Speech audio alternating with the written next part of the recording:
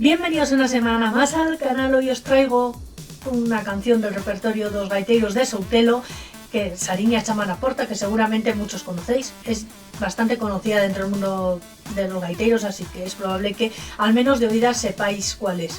Es una canción que tiene 4 partes, es larguita, pero al ir cantada también se hacen como mucho más amenas ciertas canciones. Sí que es verdad que si me dices para tocarla sola, sin cantar, ¿no?, quedaría igual un poco larga, pero eso es percepción mía, pero al ir cantada no se hace nada pesada.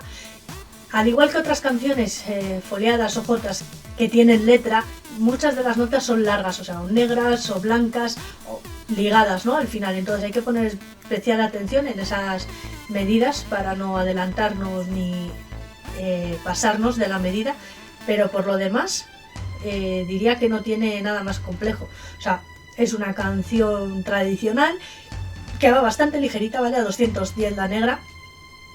Para aprender va mucho más lenta y nada.